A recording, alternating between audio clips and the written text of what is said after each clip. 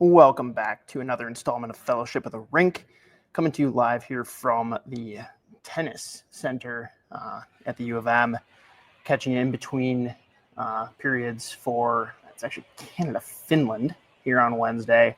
Had to come in, just do some quick intro, outro, transition stuff for you guys. Hopefully the audio is cooperating. But episode 74 here, so big shout out, of course, Brody Zemer. Although those watching this week, he's wearing number 2. Doesn't compute for me. Great show on tap. We have an interview that we got last Friday at the very beginning of World Junior Summer Showcase with LJ Mooney. We've also got some insight from Bob Motzko, Scott Wheeler, and Craig Button on just LJ as a prospect, his trajectory, more from, I guess, the NHL lens, but let's be real. We'll hear all the good things we can about him going into his freshman year with the Gophers. Then we got an abbreviated World Junior Summer Showcase conversation with Spoked Z, plucked bits and pieces out from our episode this week of Judd'z Budz. And then, of course, got to direct you over to some of the fun stuff Joe and Russo have cooking at The Athletic. But let's start it off here. Kick it over to LJ Mooney. This interview is brought to you by our friends at Waggle Golf. Waggle Golf believes what you wear on the course should reflect your individuality, who you are, where you're from, your hobbies, interests, and passions. All the stuff that makes you, well, you. That's why every design is inspired by the desire to create a piece of apparel that strikes a chord when you see it, that makes you say, wow, that was made for me. Because in a lot of ways, it was. Ready to get your waggle on? Go to getyourwaggleon.com, throw in promo code SP10 at checkout to take 10% off your entire order. Joining the show today is one of us, which I imagine is a result of his cousin waterboarding him with maroon and gold Kool-Aid. USNTDP product, Montreal Canadiens draft pick, and among the latest wave of incoming Gopher freshmen, LJ Mooney. Thanks for jumping on with us, man. Yeah, thanks for having me.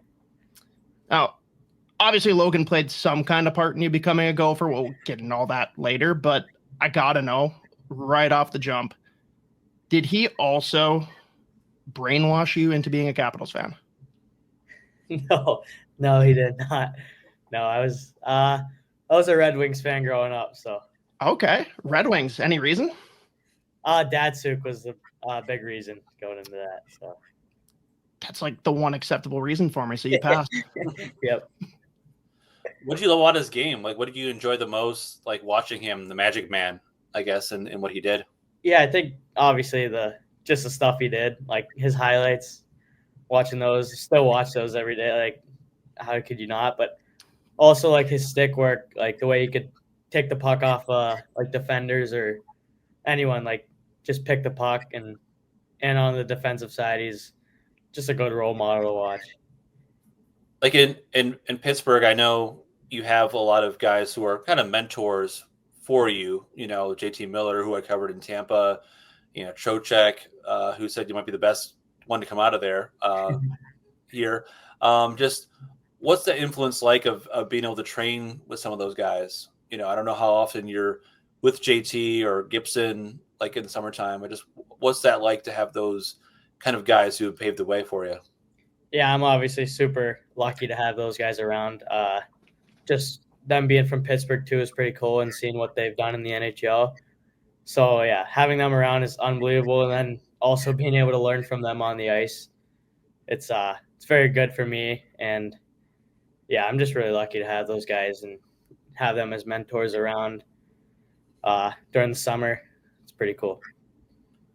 Like, what do you take from their games? You know, you can't take JT Miller power forward size, right? You could probably steal some stuff from Trocheck in the corners, I guess. But like, what kind of things do you kind of try to find from their game that you like? Yeah, obviously just watching kind of stuff they do in like the small area games and stuff. It's obviously a lot different than what I'm used to, like watching them. But they're two pretty unbelievable face-off guys. I like to try to kind of take that away from them too. Work on that. But JT will just talk to me about little things, like if I do something, like what could I do better there. But so it's pretty cool to have him. Like, obviously the name of the podcast is Fellowship of the Rink. I don't know if you're a Lord of the Rings fan or not, or if you've seen them at all or whatever. If you haven't seen them, that's fine. But wondering if you had any kind of nerd itch or like movie series, book series, like video games that you got to go to, like off the ice thing. No, I like to watch a lot of movies, but yeah, not a video. I don't play video games. Don't really. Yeah, I'm a big movie guy though. I like to watch movies. I don't really have any series or anything that I like more than anything else, but just whatever's new. Like try to watch Happy Gilmore 2 after this. I haven't got to that yet, but I gotta watch that soon. That's on the list for us tonight too. Yeah. What's your top 3 movies then? Your top 3 movies you've ever seen? Gotta put Miracle number 1. Okay. Just watching that. I like you guys ever see Roadhouse? The old one, like not the newer one, but I like that one a lot. I like old school movies. My dad gets me into those, but I can't think of another one really off the top of my head. But I like a lot of the Marvel movies too. So. Scott, I wonder what old school means to him. Like, I'd love to know the age group, like what old school means. Yeah, like, what's the cutoff for old school? Not Casablanca, but we have old school movies like Rocky is old school for us. Oh yeah, those are unreal. I like those.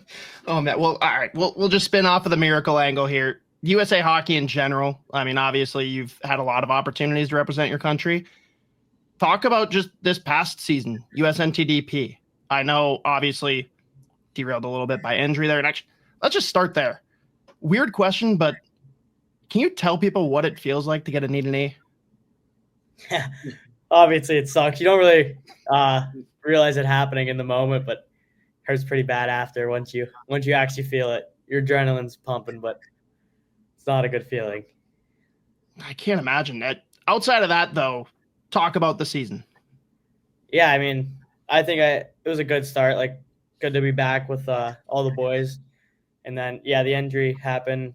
Just try to kind of build in the gym during that and everything. Couple months off, so just try to get in the gym as much as I can. And then once I was able to get back on the ice, try to just take a couple steps forward and keep getting better and better throughout the season. And I think that's what I did. So I think just gearing up towards Worlds at the end of the year was a big thing for me, trying to win a gold medal. That's obviously the biggest goal of the year. So, yeah, just working towards that was a big thing for me, and I think I did a pretty good job at it. Nice. And obviously right now here in town for the World Junior Summer Showcase, how cool would it be to not only represent your country, but to now do it in your new home rink? Yeah, I mean, like hearing that it was going to be in Minnesota this year, I wasn't sure the camp was yet when I heard that, but yeah, hearing that also is obviously you really want to make that team, and just being in the U.S. is a pretty special feeling. We had that chance in U18 Worlds, so if I was lucky enough to have that chance again, that would be very special. What was the recruiting pitch from Motzko? Not Logan, but Motzko there. What was the recruiting pitch to go to Minnesota? Like, what, obviously you were highly sought after, just what was kind of the draw for you? Yeah, I mean, I was up here during that whole kind of process, that August 1st, kind of around that time. So I think just seeing the campus and then obviously the history of this place and the way they play, I love the way they play, and obviously the coaching staff, everything that goes into this place, I love everything about it. So it was a pretty easy decision for me. And I saw Faber gave a little bit of a speech, I think, yesterday to the group. He kind of gave him like 2-second notice, like, hey, can you give a speech to the group? And he kind of off the cuff, like, what was his words of wisdom? And like to have a guy like that, a captain of the Gopher team a couple of years ago in the NHL, the way he is, like, what was the message he gave to you guys, and what'd that mean? Yeah, it's pretty cool just having him around. He's gone through all of it. That's kind of what he said. Like, just going through, like, you got to have fun with it. work hard, and it's a war. Like, it's all fun, but just playing those other countries is a war and everything. And obviously how lucky you are to wear the USA jersey every time you get to put it on. It's a special feeling. Just everything like that. It's pretty cool to have him around, seeing what he's done. And it's been broadcast pretty well around social media. So for the 2 or 3 people that aren't aware, you are Logan Cooley's cousin. What, if anything, what are the key things he told you just about his experience as a Gopher? Yeah, he loved it up here. Like he's tells me how jealous he is that I get to come in this year and do it all. But yeah, just he has some stories, just the hockey and everything. He had so much fun. He loved it here. So I'm really excited to come here and play. What's it like to watch him in the NHL? Like, he's not that much older than you, to be playing in the NHL and playing a pretty key role. Like, I don't know if you got a chance to be any of his games or kind of cross paths in that respect since he's been in the NHL. Yeah, I haven't got to go at any games yet. Just the schedules really didn't work out last year, the year before. But I mean, I try to watch like every single one of his games. We grew up together, like our families and everything. So I mean, seeing him, what he's done, I mean, it's unbelievable. Just to see him living out his dream now, it's awesome. Did he pass along the Chipotle NIL deal to you, or is that No. I was wondering when that one was going to come out. I think that's like our favorite recurring joke is just the Chipotle NIL sponsorship. Well, my neighbor has it too. He was making Chipotle jokes today. Like, it's never going to end. Yeah, he's got me a couple free bowls this year after winning the men's worlds thing and everything. So, God, that's awesome. You mentioned the family stuff, and I wondered, was there any other sport you played growing up? Like, we always assume when guys are at this level of hockey that it was hockey from day one and that was it. But was there anything else, growing up there, you're like, hey, I want to play football, I want to play this, or? Yeah, nothing too that I got into too much. I played soccer when I was younger, and then I actually played a little bit of flag football. It was pretty fun. Wasn't allowed to play real football, obviously, but I played a little bit of flag, and then just those are kind of just summer things. But I never really got into any other sports too much. How about flag football being an Olympic sport now? Yeah, I saw it. It's pretty cool. I wonder who's going to be on those teams. Well, the only reason I even know that it is because apparently the incumbent flag football players are pissed that NFL players think they're going to come in and play. It's yeah, dude, wake up. That's going to be fun to watch. Whoever was before the Dream Team in NBA '92 came into play, oh crap, Michael Jordan, Larry Bird, and Magic Johnson are to come play for instead of us. That's sorry about that, college guys. Obviously, a lot is made, and I'm sure you're sick of hearing about it, about the size element, of players. Like we hear the wild draft pick, Adam Bennick was 5'7", or allegedly 5'7". We're going through it. Going to a team like Montreal, you have Marty St. Louis, pretty much one of the best examples of anybody who's ever been in this game before the rules changed, right? Everything like that. So what was it like in the draft process when Montreal was a big part of you? Yeah, I mean, I don't think I could have been luckier to where I got drafted to, but I mean, that was pretty special being drafted to the Canadiens. But I mean, yeah, you see, he was a big role model for me too. Marty was just seeing what he's done in the NHL. Doesn't back down to anyone really. And then seeing Caulfield on that team, just those guys, they did it. They're doing it now. So that's they're go role models for me also. Did you know they were gonna take you? Did you have an inkling on that, or did you go in completely blind? Yeah, I really did not know. I didn't. Did you interview with them at all during the process? I think pretty early on. A couple teams would come. I think early on, but not towards the draft. No. So you didn't have to answer the fabled question about the water bottle and the bat. No, I have not. Did you even hear about that? No. apparently Montreal was making the rounds, and everyone was talking about how the craziest question at the combine was, let's see, you're in the desert with one other person, no food, like you're trying to just survive.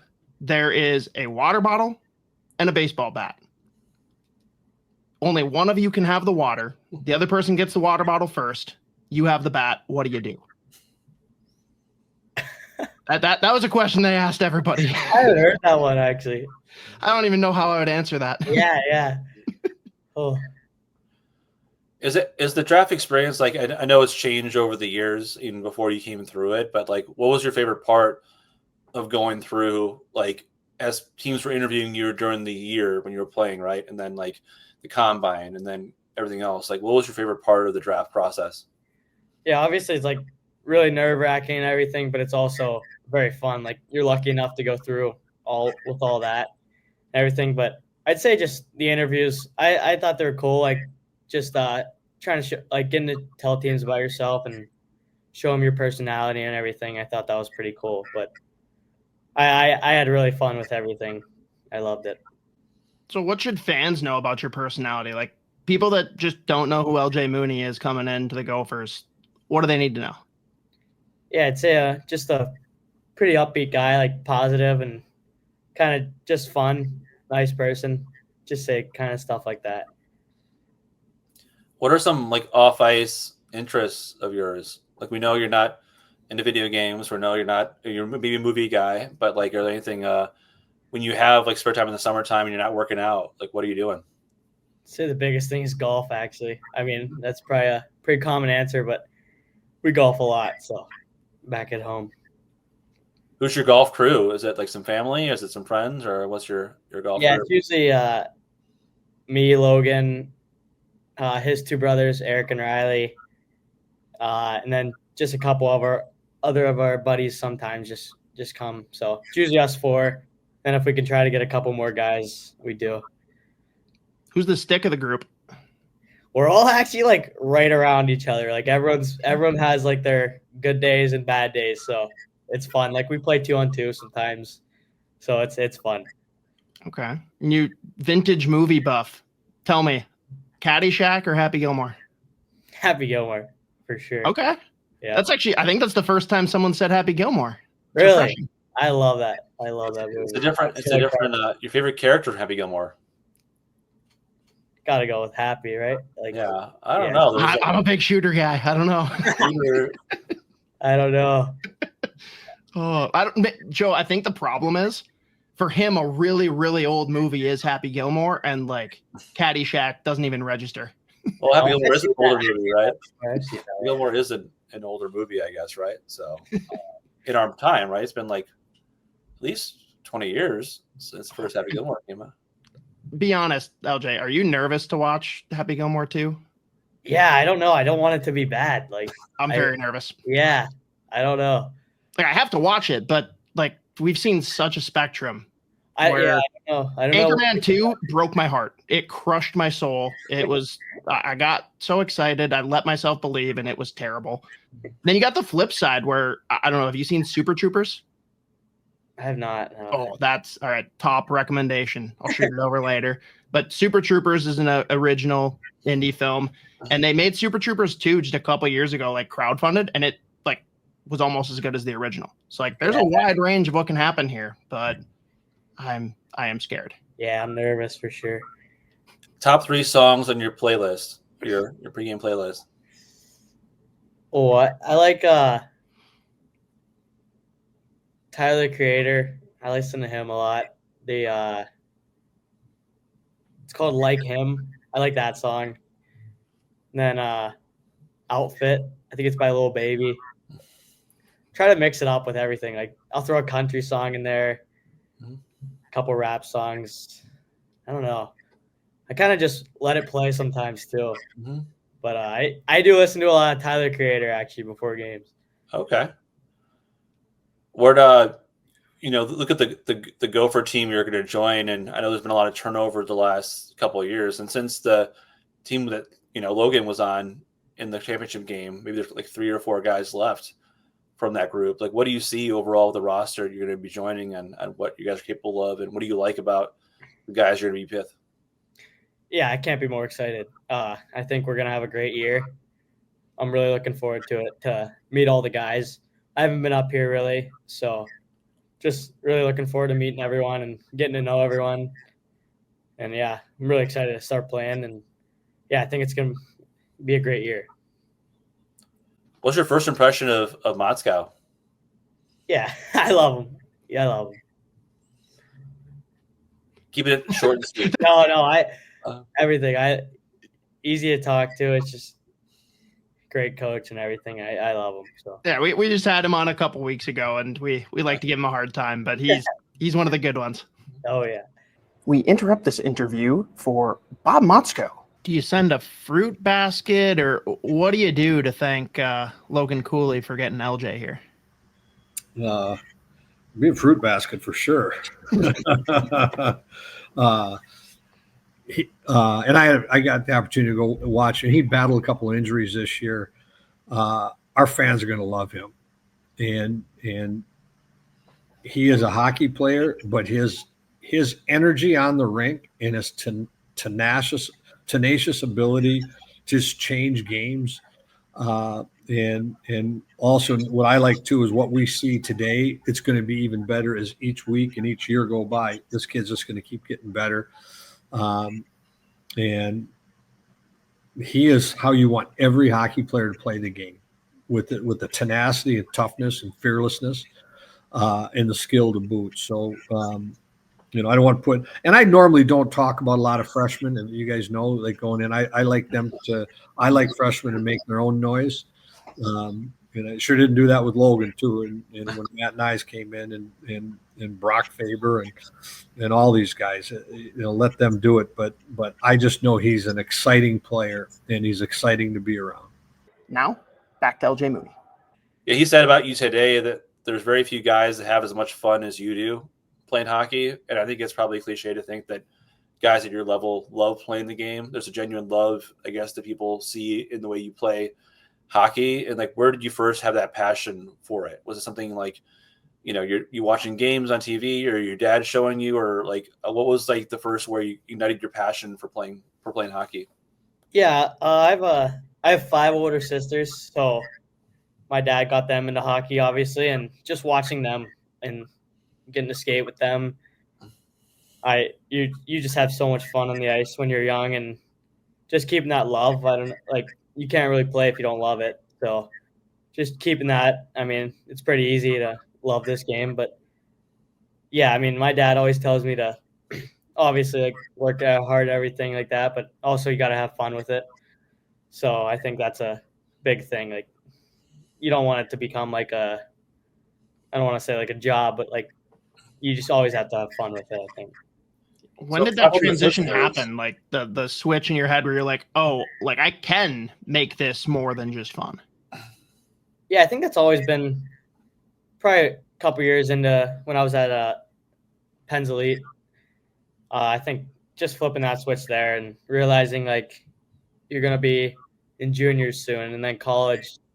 So yeah, you really start to gear way more towards those kind of things. So you mentioned 5 older sisters. Like, I don't know how much the age difference is, but what were like the early pickup games like when they were playing hockey and you're playing hockey, and you were probably the run of the litter for a little bit? Oh yeah. So the 2 oldest ones stayed with it like their whole lives. They played college hockey, and then the three other ones didn't really. They played a little bit, but never really got into it. But just being on the ice with them, like growing up, was obviously so fun. They're always chirping me about it, telling me they're better than me and just stuff like that. So I loved it. Do you remember the first NHL game you went to live? Yeah, I do actually. It's just a Penguins game. Not really sure. Actually, I wasn't really sure they were playing, but I went to that first Winter Classic game. I don't remember that. I was too young, but that's when I was a baby. But yeah, I went to that. My mom always told me about that. But yeah, just the Pens games growing up. So who are the posters that are on your wall? Like, do you have, who are the guys that you had the posters or cards of? That or Yes. I mean, you said Dasky was your guy. Still Datsuk. Right, but, Always had the little playing cards of him and just Zetterberg, all those guys, like all the Red Wings guys, and then obviously Crosby and Malkin, because just being from Pittsburgh and obviously Crosby's the man. Like, but yeah, so probably just those guys. Do you think Sid should retire a pen, or do you think he should chase another cup? I don't know. I don't see how he goes anywhere else. it's a good point. Like there's guys that I grew up in Detroit, and I grew up watching Steve Yzerman there in those Wings teams, and like it's such a cool thing to see a guy play his entire career for one organization. It's very rare to see that happen now with the new way systems are and everything like that. So, you guys have any like team building stuff you guys are doing like in the Twin Cities? Anything that they're taking you to aside from all the practices and games? Do you have like any events you guys have during the showcase? I'm not really sure I haven't really looked at if we're doing anything like that, but yeah, just trying to get together with everyone and just talk to new guys, different guys as much as I can. Guys I'm not really used to being around too much, but yeah, kind of just build that with everyone, I guess, here. And just being down, like eating dinner, try to eat dinner with different guys, and then we do a little bit of team building stuff. So who is the player you're most looking forward to playing with on this team that you probably watch from afar or like played against, I guess, that now your teammates or potential teammates on this team? I'd probably say I didn't get to play with him too. I played with him a little bit, but Conley, like at Worlds, I played with him a little bit, but being able to play with him again would be pretty fun. I think we have a good little chemistry together. So yeah, he's unbelievable. So playing with him would be fun. Does anyone stand out amongst the group as being like class clown or the one that's going to bring the vibes for the team off the ice? There's a lot of guys, I'd say. Like everyone's fun. There's a lot of funny guys here. Like probably a couple of the older guys, like the 06s, they're all funny. Like I love just listening to them and stuff. But yeah, no one in particular I could think of. Joe, it breaks my brain every time. He just said 06s, and I'm just like, wait, what? We're so old. Oh, it's the classic movies, Happy Gilmore, like way back in Time Machine. So I think we'll all watch Happy Gilmore 2 either tonight or this weekend leading up to tournament. So you mentioned your golf game, LJ. I think Scott will tee up our last question. Final question brought to you, as always, by our good friends at Waggle Golf. First, make sure you head over to getyourwaggleon.com. Throw in promo code SP10 to take 10% off your entire order. LJ, you're going to give me 3 names. I don't care if it's an athlete, celebrity, dead or alive, fictional. 3 people that are going to round out your dream golf foursome. I'd say Datsuk for sure. I'd say Tiger, obviously. Just he's the GOAT. So, and then I'd say MJ also. I think he's the GOAT. So that'd be a really competitive foursome there. Yeah, that'd be fun. That'd be a lot of fun. And no Happy Gilmore or no Shooter McGavin. So no Chubbs. A little disappointed. There's none of the 3 in your foursome there. But who's riding in your cart? Datsuk? Yeah, yep, for sure. I just can't even imagine Tiger and MJ sitting in the same cart together. The amount of money that might be exchanged in one. MJ would be bad for sure. Oh, man. Well, thank you so much, LJ, for joining us during the showcase here. Best of luck during the rest of the camp and everything like that. And looking forward to seeing you playing a little more in the same building you're playing in now or similar building there with Mariucci. So best of luck to you, okay? Yeah, thank you, guys. We were lucky enough to catch LJ post-game on Sunday to get really all anyone cares about, his Happy Gilmore 2 review. Great. Thanks, Scott. You got anything for I already abused You've him on already- Friday. Give me your Long chat. review. What'd you think of Happy Gilmore 2? Go. I liked the start. It was funny with everyone, but I didn't like the end. I didn't like it that much. It was weird, but all the cameos were unreal. It was so funny, but Great moments, but yeah, a lot of things that weird I don't ending, know. like with that Maxi and everything. I didn't like it. Brody said no. Brody said no spoilers. Brody Zimmer said he hasn't seen it yet. He hasn't? No, I know a lot of the guys have. I was trying to not get it Well, he was spoiled. complaining to they me. didn't have Netflix in the room. he couldn't figure Yeah, I out. was watching on my phone. Oh, he didn't want to watch it on his phone. I was like, this the whole You time. guys can't figure out how to stream it to a hotel TV. No, the TVs are a little older there. Okay. I told you, Shocking. Vigo. I told you that. I feel like just put a Chrome. I think a stick or couple guys something logged their computer onto there, but on. Yeah, just get an HDMI. or yeah, something. some guys had that. But Yeah. All right, well, thank you very Yeah. much. Appreciate Nice it. to come. We'll see you around a lot this Great year. work tonight, man. yeah, thank Yeah, you. we'll be around. Yeah. We'll see you. If you want to see more, again, link in the description. Check it out. Our friends at Gopher Puck Live on their YouTube channel have full interviews for all 6 Gopher participants for Team USA in the World Junior Summer Showcase. So, again, don't hesitate. Some good insight from all 6 of these guys. Now, let's get a little bit of analysis on LJ's game from the experts, Scott Wheeler and Craig Button. I have LJ as a late second still. I thought his ranking through NHL Central Scouting, I think he was like 201st or something in North America. I thought that was insulting, frankly. And I know in talking to some people at the program that they also thought it was insulting relative to some of the players on their own team at the program who were ranked in the 60s or the 70s or the 80s kind of thing.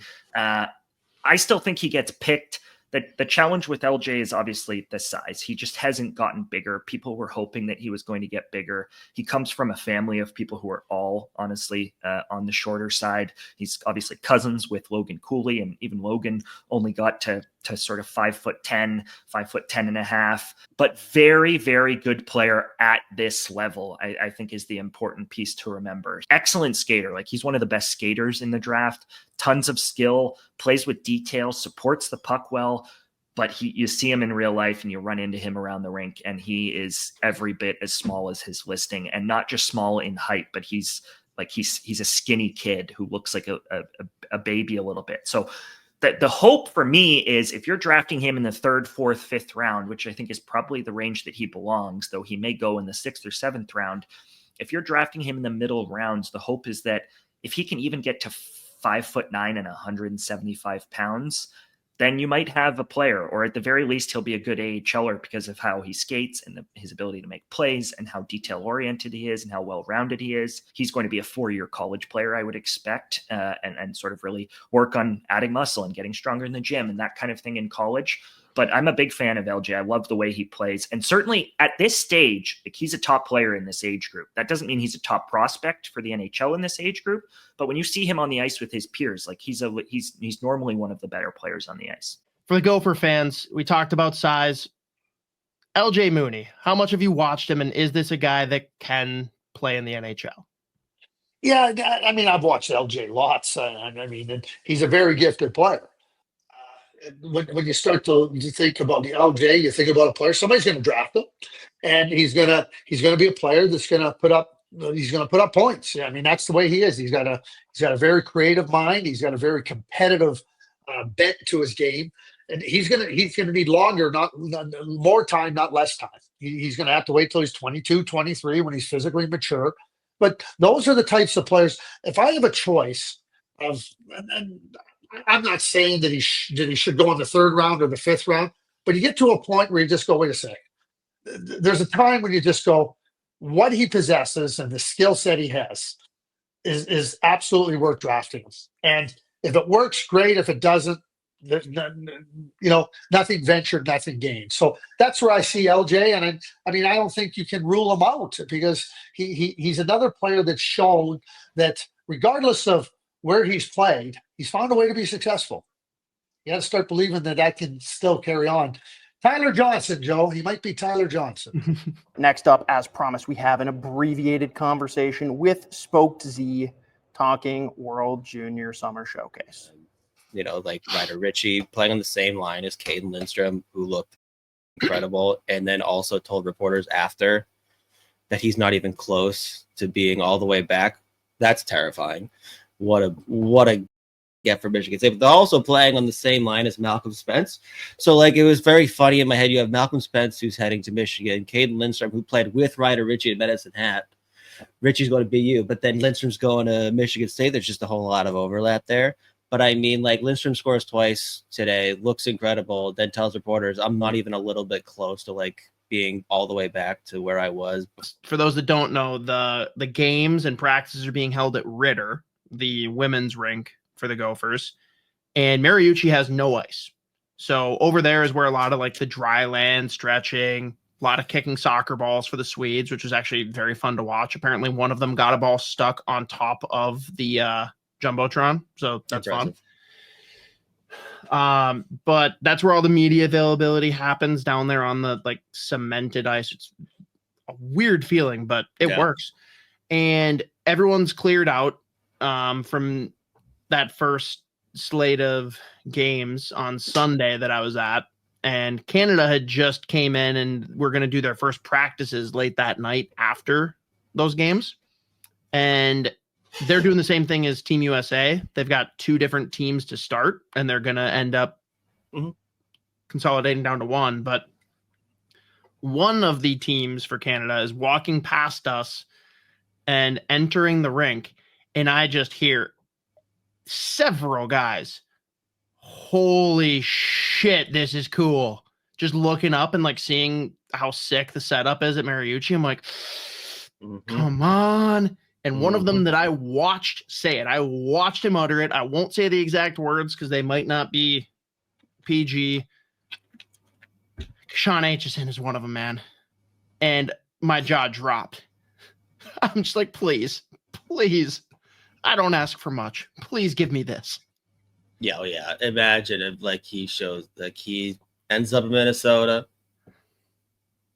2 years. I mean, if time. only the Gophers coach was like around this event and had a chance to not only watch and evaluate these players, but maybe talk to them and give them a little bit of a pitch. That would be really cool. Would be pretty cool. Not the case.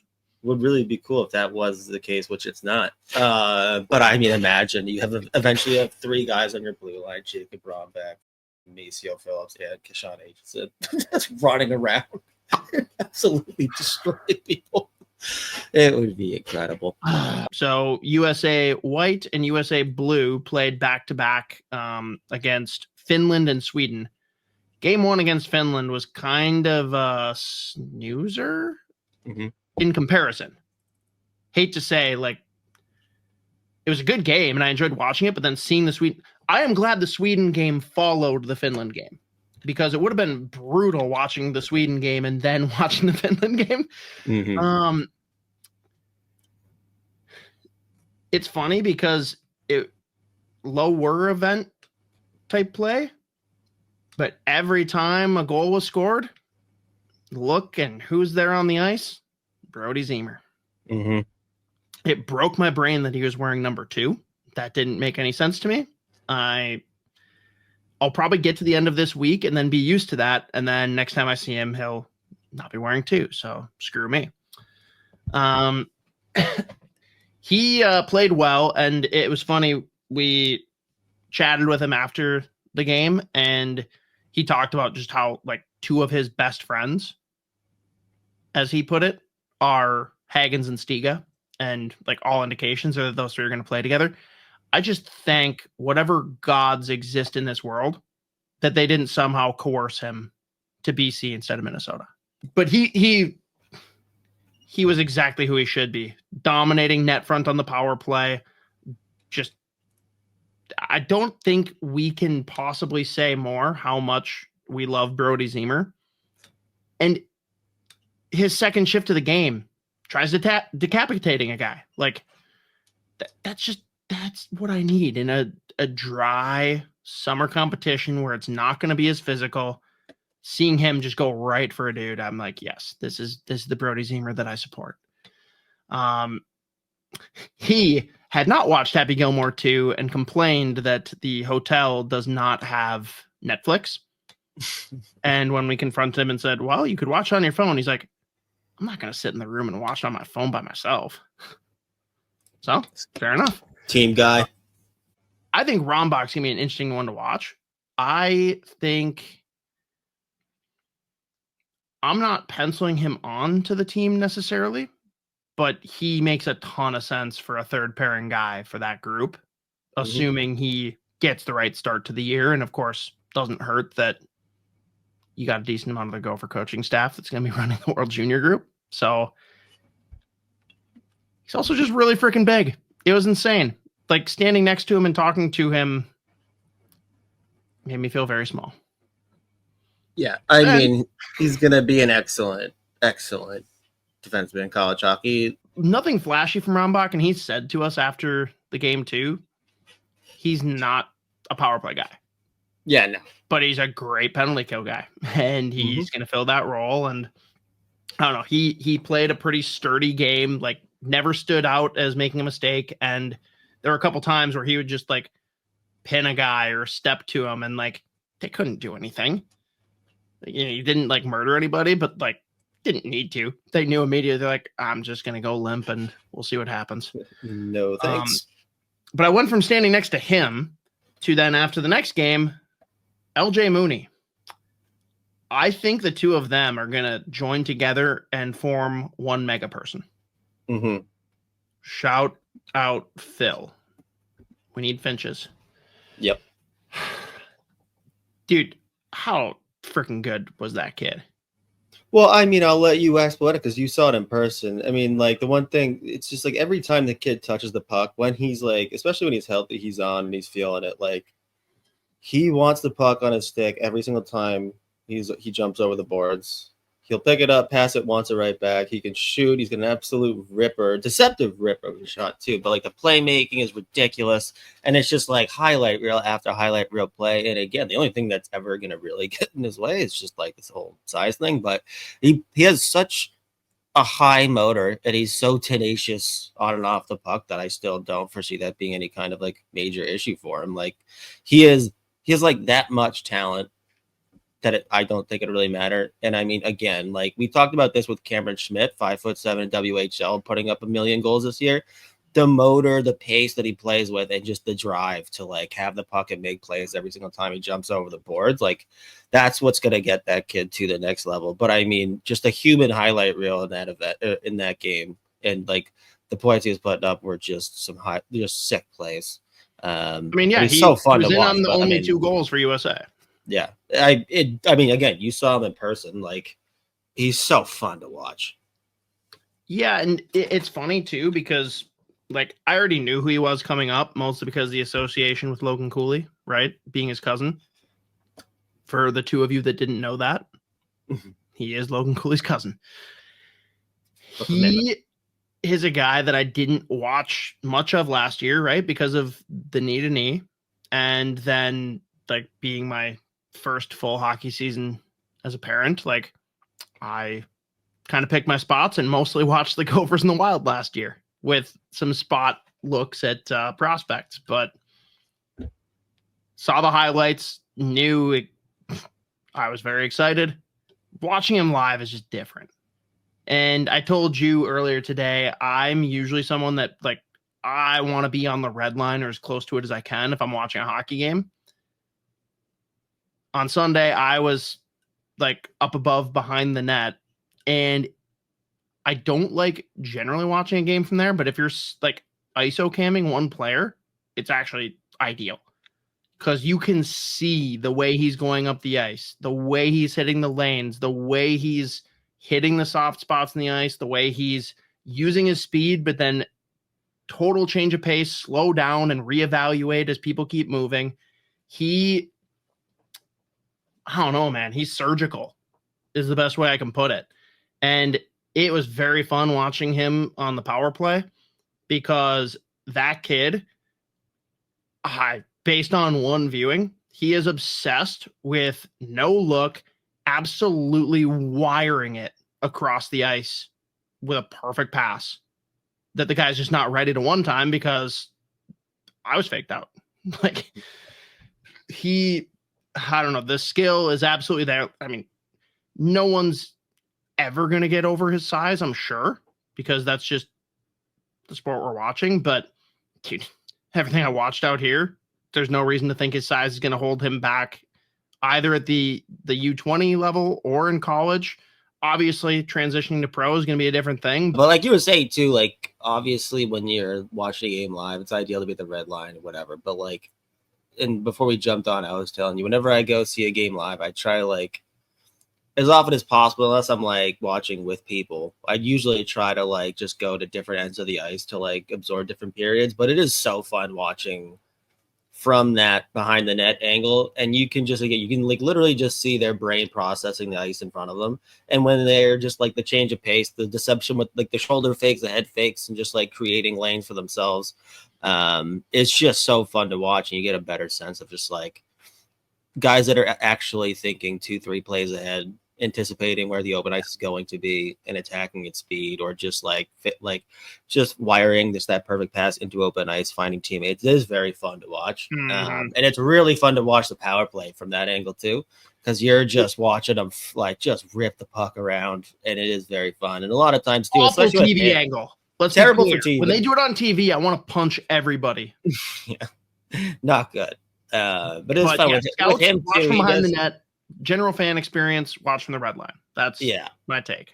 And he is very fun to watch in the power play, because I mean he'll set a couple passes up first to get himself right in that perfect position, and then just that quick release cross ice, tape to tape, that you're hoping the guy's ready for. Sometimes they're not, but like it's just so fun to watch and process. But yeah, no, it definitely stands out at different angles. But yeah, he again, just especially in that game, human highlight reel. Just electric stuff. If you do want to hear the full version, that's approximately 35 minutes, I think. You can listen to the latest episode of Judd'z Budz wherever you get your podcasts, or catch the live recording on the SOTA POD YouTube channel. Otherwise, you all know Russo and Joe are doing everything they can to try and continue giving you wild content, even when there's not necessarily a lot of popping news. They did continue, of course, to find different ways to talk about and analyze the Kaprizov and Rossi situation. So please check out their article from Monday. But also, they've got some polls out there now. They want to see what people's opinions are on the team. I mean, one example is what should become of Marco Rossi. Do you trade him? Do you sign him? What's the path from the fans' perspective? They're going to do a big write-up on everybody's input. So please do go over there if you haven't already. Fill out their Google form. Otherwise, appreciate y'all tuning in for yet another week. Summer doldrums, doing the best we can to bring you guys the best content. But again, if you have specific segments, topics, or even interview guests that you want us to target, please let us know in the comments, or feel free to just shoot us messages directly on Twitter or wherever it is you connect with us. But until next week, really appreciate y'all. Continued support. Go Wild. Go Gophers. Go Team USA. Stay classy, stay hockey.